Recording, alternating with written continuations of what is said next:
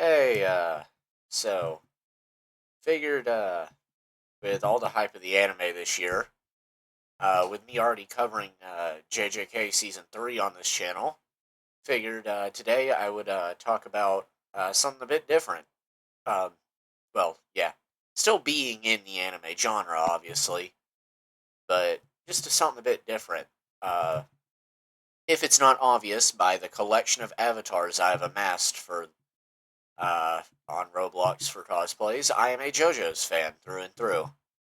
Before I'd given it a chance, only 7 months ago, I thought that it was weird or something, or that I wouldn't like it, and I reference it in casual conversation now. I have found ways to make obscure JoJo's references in order for them to be funny, uh, which is just impressive to me because I never would have thought I'd do that. So, what is it? So yeah, today I'm just gonna hop on and talk to you guys about JoJo's. So, the story begins in 1986 when author Hirohiko Araki had finally gotten inspiration after writing several other one-shots and miniseries to begin a new series, which would happen or which would take place in the 1800s in England, uh, which was called JoJo's Bizarre Adventure, and it would be known as Part One: Phantom Blood, which is the story of two young boys in the stone mask that would interconnect the fates of their families for generations. We start the first episode of Part One, we meet Dario Brando and his unnamed wife pillaging the wreckage of a carriage off a cliff one rainy British night, where they find the dead body of the missus of the Joestar family and the unconscious, thought to be dead body of the uh, patriarch of the family, George Joestar, I believe the first or second, uh, and their crying baby in the back, known as Jonathan Joestar, the first main character of this series we're introduced to. He's portrayed as a noble man of a strong archetype who lives to help others in need.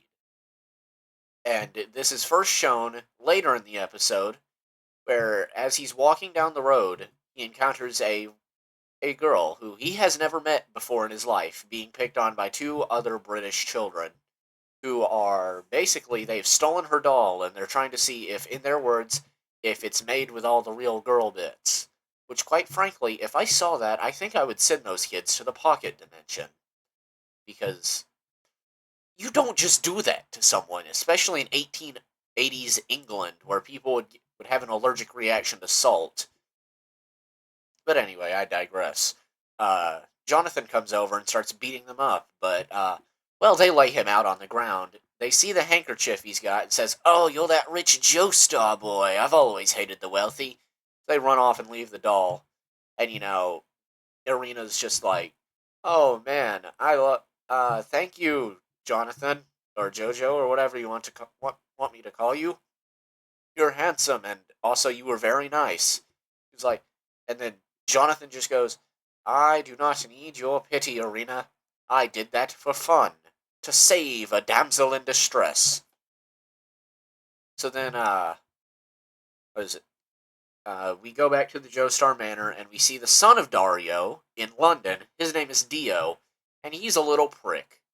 Okay, I'm just gonna get off straight off. From the second I saw Dio, granted I knew some context beforehand, from the second I saw Dio, I already knew this kid was about to be worse than Vaughn.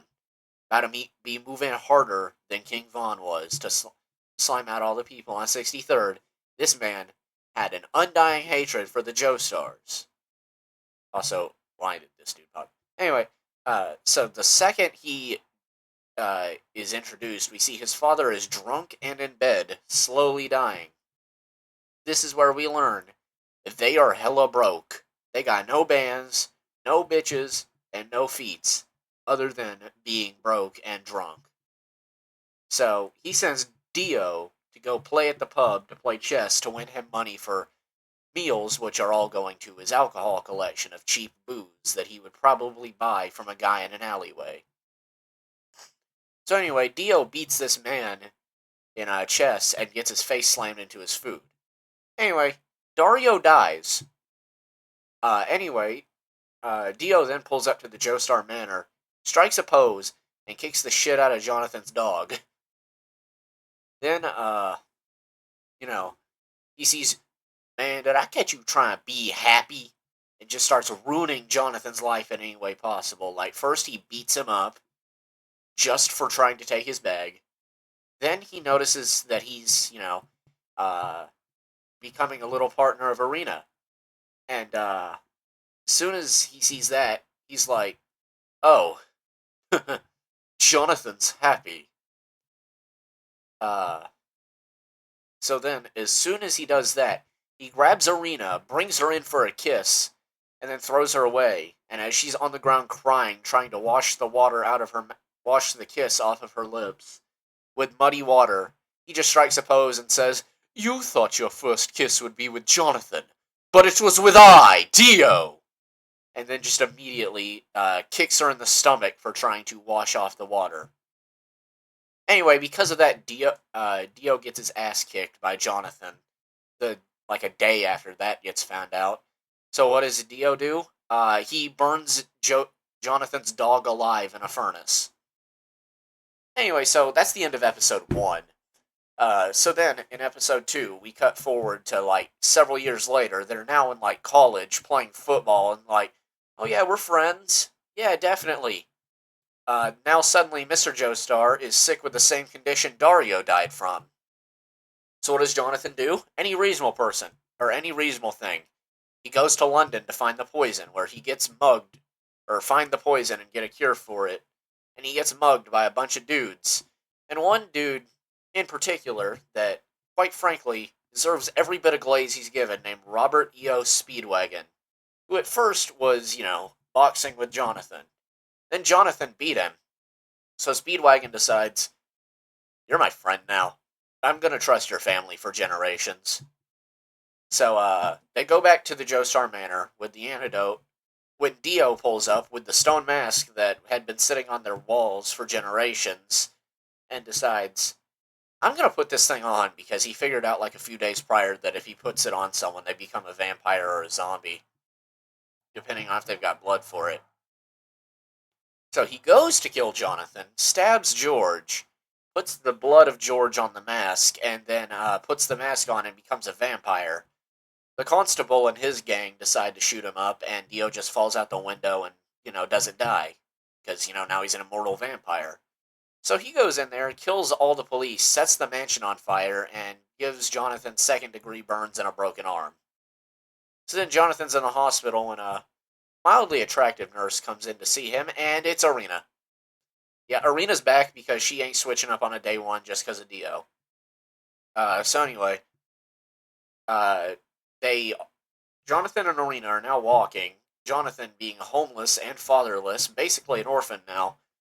They're just walking along the road when suddenly some weird dude in a white suit with a tall hat comes up and just yells some Tibetan phrases out and then punches Jonathan in the chest, and now his arm's not broken anymore. Well, this is William A. Zeppeli, who, what is it? Oh, yeah. Is a user of an ancient Tibetan breathing technique capable of stopping vampires and another threat later, called Hamon. And using Hamon, people are able to basically manipulate the air around them. The feats you can achieve with Hamon are so much that is its own video in itself. And then, after that, Jonathan decides, you gotta teach me Hamon. But one of the things that Zeppeli does to demonstrate its power is, he's like, you see this frog right here? You see this rock it's on? Karate chops the frog, yells overdrive or something, and then, the rock splits in half, but the frog's okay. So anyway, due to this, Jonathan's like, yeah, I need to learn that. So, set a training arc for a few months that's covered in, an episode. And then, what is it? basically, we cut to now they're going to this town to fight off because they think Dio's nearby because, it's the town that's called the town with Dio's castle in it. Um, so they get there and they encounter some boy, and he says, "Oh, my sister's been taken by Dio to his castle." So they go to handle that scenario, and they encounter two knights from a long time ago named Tarkus and Bruford. I don't know. I watched in dubs. I don't know if it's Bruford or Bluford.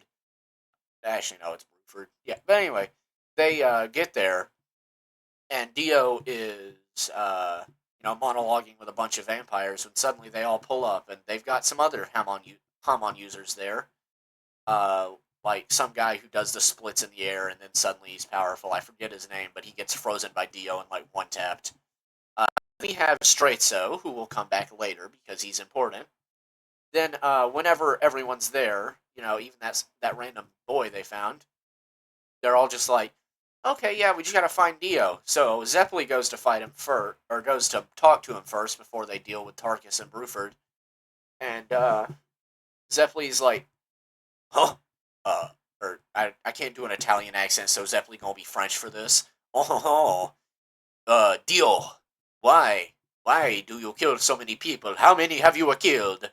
And Dio just goes and looks at him stone faced and said, "How many loaves of bread have you eaten in your life, Zeppeli?" And then Zeppeli gets gojoed by, I want to say, Bruford. So anyway, Zeppeli now cut in half on the ground looks at Jonathan and is like, "Here, take the last of my Hamon," and rapidly ages himself to the age of 256 or something, and then gives all of his Hamon that was left in his body to Jonathan so he could fight harder. Then they take care of everyone. Okay, how do you get me? Anyway, they take care of all the people, all the zombies, and including Tarkus and Bruford. And then it comes to a 1v1 between Jonathan and Dio. And the reason why this part is so long for 9 episodes is because I swear this fight took 5 episodes. Because every time there would be one punch thrown, Speedwagon, as much as he's the most goated character in this series, he would be like, "Look at that! Jonathan threw a punch at Dio! That vile fiend won't recover from this." So yeah, they just kept doing that. Then eventually, they go to free. Dio goes to freeze Jonathan's arm, and Jonathan just shrugs it off due to his fist being in the fire. So, that gets melted, and then we just hear Jonathan chant out some of the most powerful words of yelling, "Sunlight Yellow!